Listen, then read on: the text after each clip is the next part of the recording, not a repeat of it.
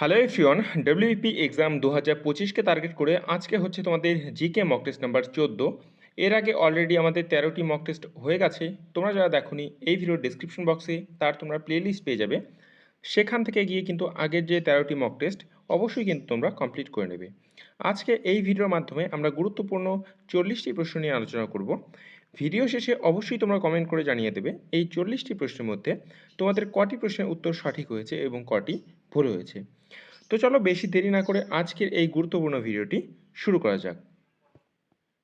আমাদের আজকের প্রথম প্রশ্ন দেখে নাও কী দেওয়া রয়েছে। আইএফসি এর সদর দপ্তর কোথায়? আইএফসি অর্থাৎ ইন্টারন্যাশনাল ফাইন্যান্স কর্পোরেশন এর সদর দপ্তর কোথায়? তোমাদের পরীক্ষায় একটি সদর দপ্তর কিন্তু থাকবে, তার জন্য আমরা কিন্তু প্রত্যেকটা সেটে একটি করে সদর দপ্তর রাখার চেষ্টা করছি। তো কী হবে এই প্রশ্নের সঠিক উত্তর? তো প্রত্যেকেই কমেন্ট করে উত্তর করার চেষ্টা করো।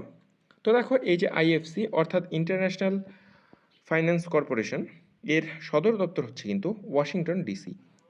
অপশন সি হবে কিন্তু এই প্রশ্নের সঠিক উত্তর। তার সাথে আমরা দেখে নিচ্ছি যে বেশ কিছু আন্তর্জাতিক সংস্থা এবং তাদের সদর দপ্তর। তো দেখো, ইউনেস্কো যে রয়েছে, ইউনেস্কো এর সদর দপ্তর হচ্ছে কিন্তু প্যারিসে। তারপর আসো যে ওয়ার্ল্ড হেলথ অর্গানাইজেশন, যার সদর দপ্তর কিন্তু জেনেভায় অবস্থিত। ইউএন ইউনাইটেড নেশন অর্থাৎ জাতিসংঘের সদর দপ্তর হচ্ছে কিন্তু নিউ ইয়র্ক। বিশ্ব ব্যাংক বা ওয়ার্ল্ড ব্যাংক এর সদর দপ্তর হচ্ছে Washington DC. WTO world trade organisation, এটি হচ্ছে তোমাদের জেনেভাতে। আইএলও এর সদর দপ্তর জেনেভা। ন্যাটো এর সদর দপ্তর ব্রাসেলস এবং ইউরোপীয় ইউনিয়ন অর্থাৎ ইইউ এর ব্রাসেলস এবং এশিয়ানের জাতীয় এর সদর দপ্তর হচ্ছে জাকার্তা এবং সার্কের সদর দপ্তর হচ্ছে কিন্তু কাঠমান্ডু।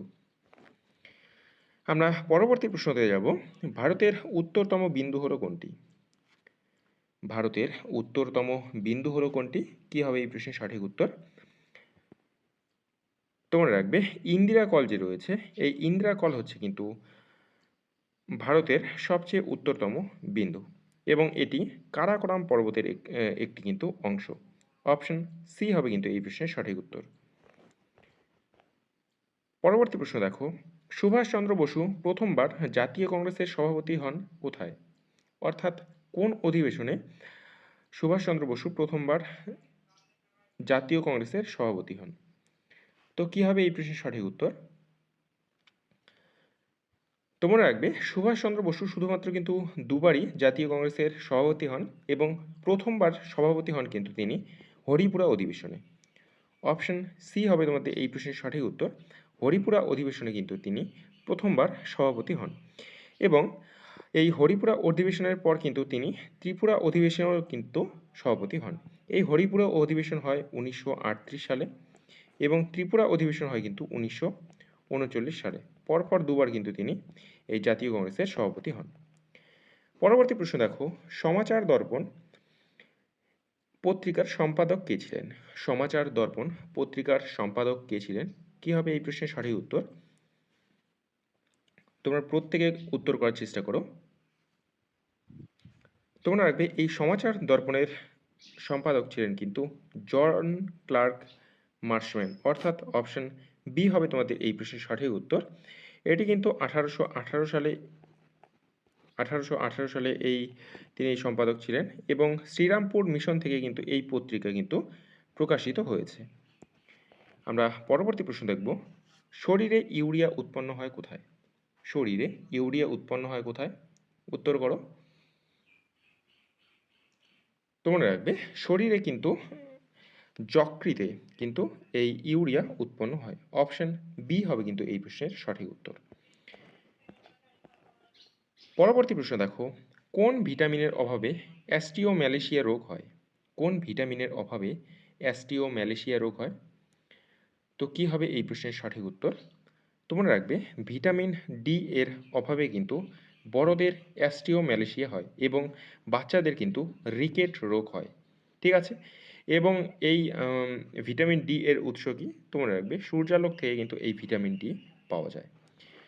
পরবর্তীতে আমরা দেখব আন্তর্জাতিক সাক্ষরতা দিবস পালিত হয় কবে?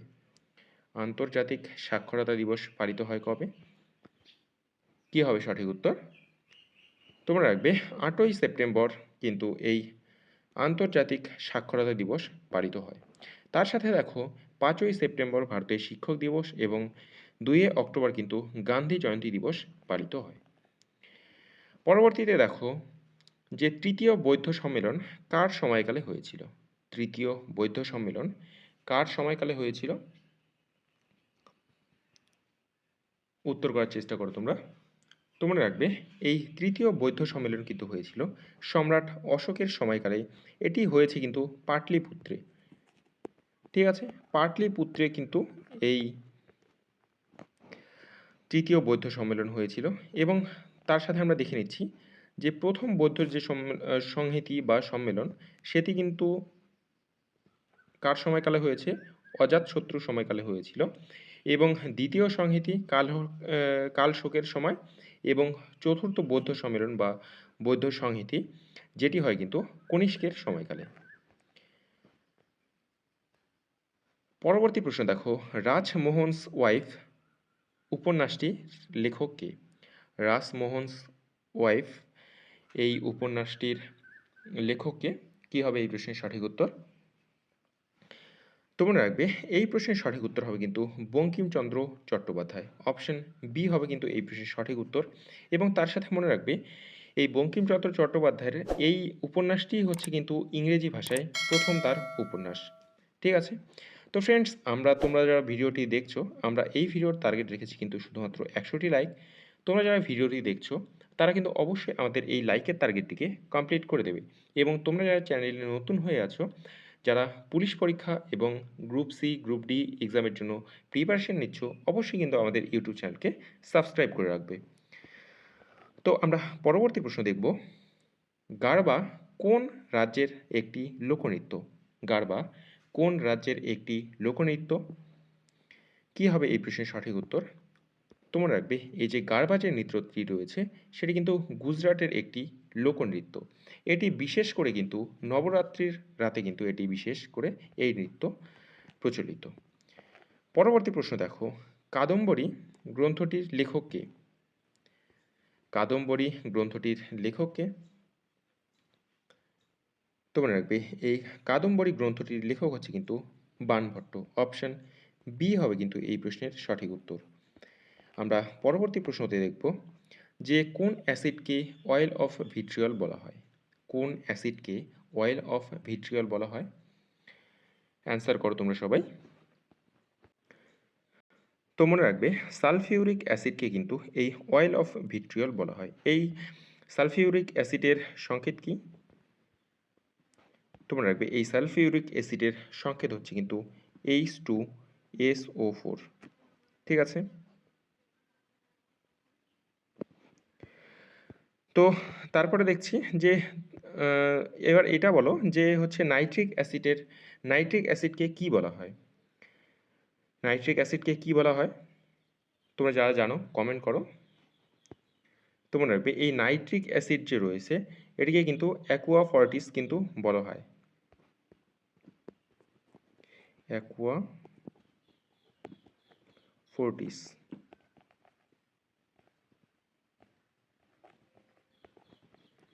অ্যাকুয়া ফর্টিস কিন্তু বলা হয়। ঠিক আছে, পরবর্তী আমরা প্রশ্ন দেখব, দইয়েতে যে অ্যাসিড থাকে, দইয়েতে যে অ্যাসিড থাকে তার নাম কি? কি হবে এই প্রশ্নের সঠিক উত্তর? তোমরা রাখবে দইয়ে অ্যাসিড থাকে কিন্তু ল্যাকটিক অ্যাসিড। অর্থাৎ অপশন বি যে রয়েছে, বি হবে তোমাদের এই প্রশ্নের সঠিক উত্তর। ঠিক আছে, পরবর্তী প্রশ্ন দেখব, কোন গ্রন্থিকে প্রভু গ্রন্থি বলা হয়? কোন গ্রন্থিকে প্রভু গ্রন্থি বলা হয়? কি হবে এই প্রশ্নের সঠিক উত্তর? তোমরা রাখবে এই প্রভু গ্রন্থি বলা হয় কিন্তু পিটুইটারি গ্রন্থিকে। অপশন বি হবে এই প্রশ্নের সঠিক উত্তর। পিটুইটারিকে কিন্তু প্রভু গ্রন্থি বা মাস্টার গ্ল্যান্ড কিন্তু বলা হয়। পরবর্তী প্রশ্ন দেখো, রাজ্যপাল কোনো অর্ডিন্যান্স জারি করলে তা তা কার্যকর থাকে সর্বাধিক কতদিন? রাজ্যপাল কোনো অর্ডিন্যান্স জারি করলে তা কার্যকর থাকে সর্বাধিক কতদিন? তো সর্বাধিক কতদিন থাকে? কী হবে এই প্রশ্নের সঠিক উত্তর? তোমরা রাখবে 6 মাস পর্যন্ত কিন্তু এটি থাকে। তো দেখো একটু বিস্তারিত দেখে নেব। ভারতীয় সংবিধানের 213 ধারা অনুসারে রাজ্য বিধানসভা যখন অধিবেশনে না থাকে তখন রাজ্যপাল একটি অর্ডিন্যান্স জারি করতে পারেন। এই অর্ডিন্যান্সটি বিধানসভার পরবর্তী অধিবেশন শুরু হওয়ার পর থেকে সর্বাধিক 6 সপ্তাহ পর্যন্ত কার্যকর থাকতে পারে। যদি এটি বিধানসভা দ্বারা অনুমোদিত বা বাতিল করা হয় তবে এর সময়সীমা 6 মাসের বেশি কিন্তু হতে পারে না, অর্থাৎ 6 মাস পর্যন্ত কিন্তু এটি থাকে। পরবর্তী দেখো, শিক্ষা কোন তালিকাভুক্ত? শিক্ষা কোন তালিকাভুক্ত? কী হবে এই প্রশ্নের সঠিক উত্তর? তোমরা রাখবে এই যে শিক্ষা যে রয়েছে, শিক্ষা হচ্ছে কিন্তু যৌথ তালিকার অন্তর্ভুক্ত। এটি আগে রাজ্য তালিকার অন্তর্ভুক্ত ছিল, ঠিক আছে, এবং 1976-এ যে সংবিধান সংশোধনী হয়েছে, তোমরা সকলেই জানো 1976-এ কোন সংবিধান সংশোধনী হয়েছে? তোমরা রাখবে 42তম সংবিধান সংশোধনীতে এই যে শিক্ষা রয়েছে, শিক্ষা রাজ্য তালিকা থেকে কিন্তু এই যৌথ তালিকায় কিন্তু স্থানান্তরিত করা হয়। আমরা পরবর্তী প্রশ্ন দেখব, সংসদে জিরো আওয়ার কখন শুরু হয়? সংসদে জিরো আওয়ার কখন শুরু হয়? তোমরা রাখবে সংসদে কিন্তু এই জিরো আওয়ার শুরু হয় দুপুর 12টা থেকে।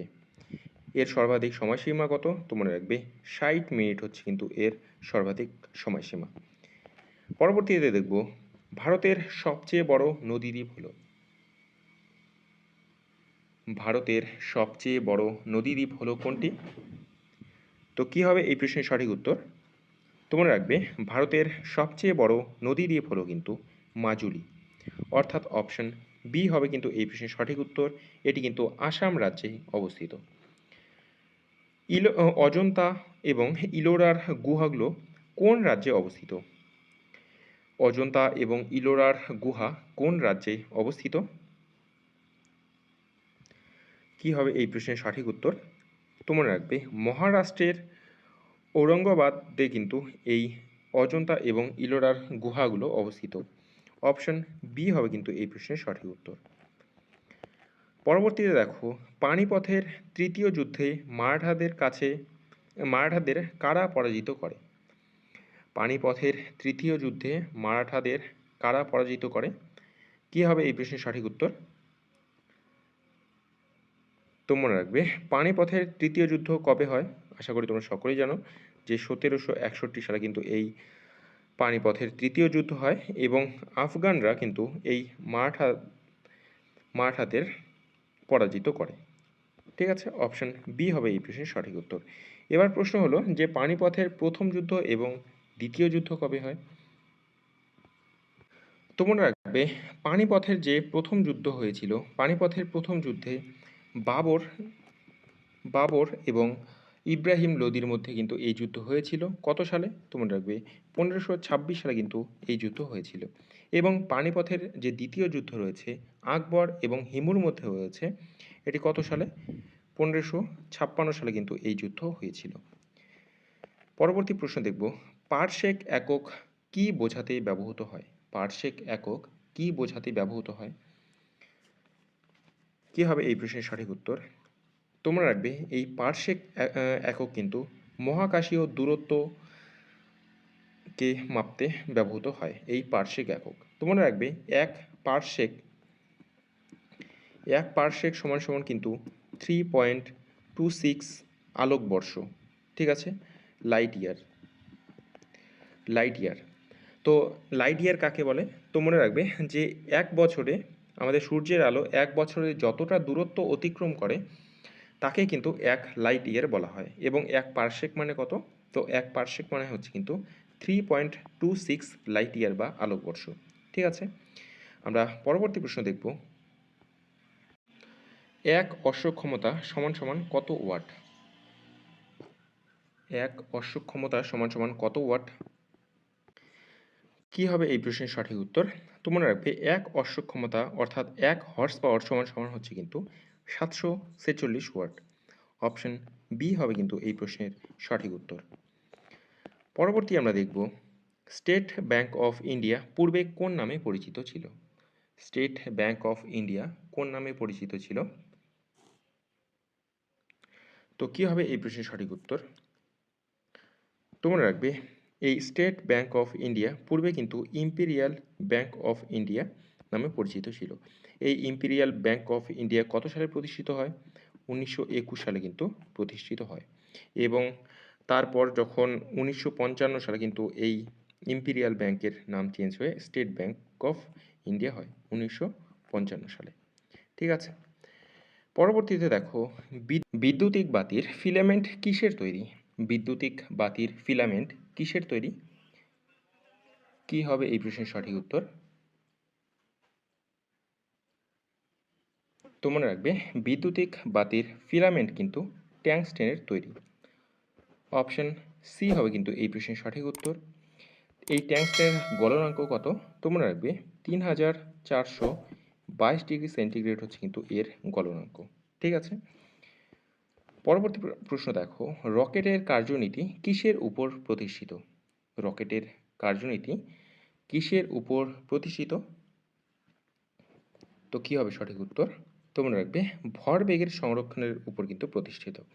এই ভরবেগের সংরক্ষণ এবং নিউটনের তৃতীয় সূত্রের উপর কিন্তু এই রকেটের কার্যনীতি কিন্তু কাজ করে। অপশন সি হবে এই প্রশ্নের সঠিক উত্তর। আমরা পরবর্তীতে দেখব নীলগিরি পর্বতমালার সর্বোচ্চ শৃঙ্গ কোনটি? নীলগিরি পর্বতমালার সর্বোচ্চ শৃঙ্গ কোনটি? কি হবে এই প্রশ্নের সঠিক উত্তর? তোমরা রাখবে নীলগিরি পর্বতের সর্বোচ্চ শৃঙ্গ হচ্ছে কিন্তু দোদা এর উচ্চতা কত? তোমরা রাখবে এর উচ্চতা হচ্ছে কিন্তু 2637 মিটার কিন্তু হচ্ছে এর উচ্চতা। আমরা পরবর্তীতে দেখব নাথুলা গিরিপথ কোন দুটি স্থানের মধ্যে সংযোগ স্থাপন করে?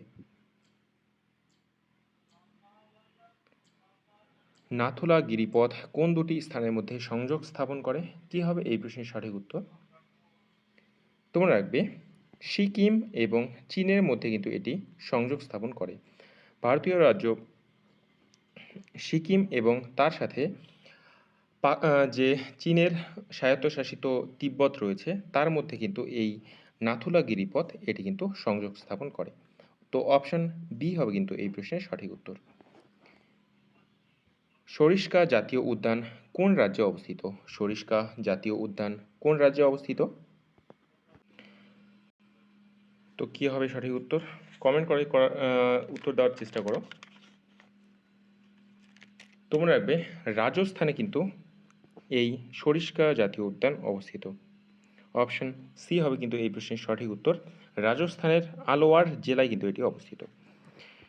আমরা পরবর্তীতে দেখব 1 জিবি অর্থাৎ 1 গিগাবাইট সমান কত এমবি অর্থাৎ কত মেগাবাইট? কি হবে এই প্রশ্নের সঠিক উত্তর? 1 গিগাবাইট সমান কত মেগাবাইট? তোমরা রাখবে 1024 এমবি বা 1024 মেগাবাইটে হচ্ছে কিন্তু 1 জিবি বা 1 গিগাবাইট। পরবর্তী প্রশ্ন দেখো বাংলার মুকুটহীন রাজা বলে কাকে অভিহিত করা হয়? বাংলার মুকুটহীন রাজা বলে কাকে অভিহিত করা হয়? কি হবে এই প্রশ্নের সঠিক উত্তর? তোমরা রাখবে বাংলার মুকুটহীন রাজা বলে কিন্তু অভিহিত করা হয় সুরেন্দ্রনাথ বন্দ্যোপাধ্যায়কে। অপশন বি হবে এই প্রশ্নের সঠিক উত্তর। সুরেন্দ্রনাথ বন্দ্যোপাধ্যায়কে কিন্তু এই মুকুটহীন রাজা বলে অভিহিত করা হয়। দক্ষিণ আফ্রিকার মুদ্রার নাম কি?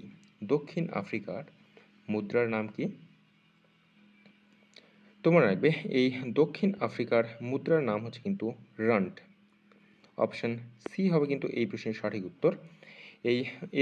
এদের সংকেত কি? তোমরা রাখবে ZAR হচ্ছে কিন্তু এদের সংকেত। যেমন আমাদের ইন্ডিয়ার যে রুপিস রয়েছে, ঠিক আছে, আমাদের ইন্ডিয়ার রুপিসের সংকেত কি? INR। ঠিক আছে, এদের দক্ষিণ আফ্রিকার কি? তো দক্ষিণ আফ্রিকার হচ্ছে কিন্তু ZAR। ওকে, আমরা পরবর্তীতে দেখব যে গোল্ডেন গেট ব্রিজ কোথায় অবস্থিত? গোল্ডেন গেট ব্রিজ কোথায় অবস্থিত? কি হবে এই প্রশ্নের সঠিক উত্তর? তোমরা রাখবে সান ফ্রান্সিসকোয় কিন্তু এই গোল্ডেন গেট ব্রিজ অবস্থিত। সান ফ্রান্সিসকোতে কিন্তু এটি অবস্থিত। পরবর্তীতে দেখো যে হুতম প্যাঁচা কোন লেখকের ছদ্মনাম? হুতম প্যাঁচা কোন লেখকের ছদ্মনাম? কি হবে এই প্রশ্নের সঠিক উত্তর? তোমরা রাখবে এই হুতম প্যাঁচা যে রয়েছে এটি কিন্তু কালীপ্রসন্ন সিংহের কিন্তু ছদ্মনাম। অপশন সি হবে কিন্তু এই প্রশ্নের সঠিক উত্তর। আমরা পরবর্তীতে দেখব স্কুল বুক সোসাইটি কে প্রতিষ্ঠা করেন? স্কুল বুক সোসাইটি কে প্রতিষ্ঠা করেন? কি হবে সঠিক উত্তর? তোমরা রাখবে এই স্কুল বুক সোসাইটি এটি প্রতিষ্ঠা করেন কিন্তু ডেভিড হেয়ার, এবং সাথে কিন্তু রাজা রামমোহন রাও কিন্তু সহযোগিতায় ছিলেন, কিন্তু মেইন ভূমিকা পালন করে কিন্তু ডেভিড হেয়ার। পরবর্তী প্রশ্ন দেখো, বছরে ন্যূনতম কতবার সংসদের অধিবেশন হয়? বছরে ন্যূনতম কতবার সংসদের অধিবেশন হয়? তোমরা রাখবে বছরে ন্যূনতম, ঠিক আছে, কমপক্ষে কিন্তু বছরে 2টি অধিবেশন হবে, কারণ একটি অধিবেশন থেকে দ্বিতীয় যে অধিবেশন তার মধ্যে কিন্তু 6 মাসের বেশি গ্যাপ কিন্তু চলবে না। তার জন্য বছরে ন্যূনতম কিন্তু 2বার কিন্তু অধিবেশন করতেই হবে। পরবর্তীতে দেখো ত্বরণের একক হলো, ত্বরণের একক হলো কি? তোমরা রাখবে ত্বরণের একক হচ্ছে কিন্তু metre per second square. Option B হবে কিন্তু এই প্রশ্নের সঠিক উত্তর। পরবর্তী প্রশ্ন দেখো, কোনো লোকসভার সদস্য কার কাছে তার ইস্তফাপত্র জমা দেন? লোকসভার কোনো সদস্য কার কাছে তার ইস্তফাপত্র জমা দেন? কি হবে প্রশ্নের সঠিক উত্তর? তোমরা রাখবে লোকসভার অধ্যক্ষ বা স্পিকারকে কিন্তু তার ইস্তফাপত্র জমা দেন। অপশন সি হবে কিন্তু এই প্রশ্নের সঠিক উত্তর। আমরা পরবর্তী প্রশ্ন দেখব, চা গাছের পাতা থেকে কোন উপকার পাওয়া যায়? তো চা গাছ থেকে কি পাওয়া যায়? তোমরা রাখবে চা গাছ থেকে কিন্তু ট্যানিন পাওয়া যায়। অপশন বি হবে এই প্রশ্নের সঠিক উত্তর। পরবর্তী প্রশ্ন দেখো, বিক্রমাদিত্য নামে পরিচিত ছিলেন কি? বিক্রমাদিত্য নামে পরিচিত ছিলেন কে? কি হবে সঠিক উত্তর? তোমরা রাখবে এই বিক্রমাদিত্য নামে কিন্তু পরিচিত ছিলেন অপশন বি দ্বিতীয় চন্দ্রগুপ্ত। ঠিক আছে, অপশন বি হবে এই প্রশ্নের সঠিক উত্তর। আজকের আমাদের লাস্ট প্রশ্ন এবং তোমাদের জন্য খুবই ইম্পর্টেন্ট প্রশ্ন, যে ধন্বন্তরী পুরস্কার কোন ক্ষেত্রে দেওয়া হয়? ধন্বন্তরী পুরস্কার কোন ক্ষেত্রে দেওয়া হয়? কি হবে সঠিক উত্তর? তোমরা রাখবে এই ধন্বন্তরী যে পুরস্কার রয়েছে এটি কিন্তু চিকিৎসা বিজ্ঞানের ক্ষেত্রে দেওয়া হয়। অপশন সি হবে এই প্রশ্নের সঠিক উত্তর। তোমরা যারা অপশন সি করেছো তারা কিন্তু প্রত্যেকে সঠিক। আজকে এই ছিল আমাদের মোট গুরুত্বপূর্ণ 40টি প্রশ্ন। তোমাদের এই 40-এর মধ্যে কটির উত্তর সঠিক হলো অবশ্যই তোমরা কিন্তু এই ভিডিওর যে কমেন্ট বক্স রয়েছে সেখানে কিন্তু জানিয়ে দাও, এবং তোমরা যারা চ্যানেলে নতুন হয়ে আছো অবশ্যই কিন্তু আমাদের চ্যানেলটিকে সাবস্ক্রাইব করে রাখবে, এবং ডেসক্রিপশন বক্সে দেখবে যে আমাদের টেলিগ্রামের গ্রুপ দেওয়া রয়েছে লিঙ্ক, সেখান থেকে গিয়ে কিন্তু তোমরা আমাদের টেলিগ্রাম চ্যানেলেও যুক্ত হতে পারো। সেখানে সমস্ত পিডিএফ বাগেরা সমস্ত কিন্তু সেখানেই প্রথম আপলোড করা হয়ে থাকে। ঠিক আছে, দেখা হচ্ছে পরের ভিডিওতে। ততক্ষণের জন্য ভালো থেকো, সুস্থ থেকো। দেখা হচ্ছে পরের ভিডিওতে। জয় হিন্দ, জয় ভারত।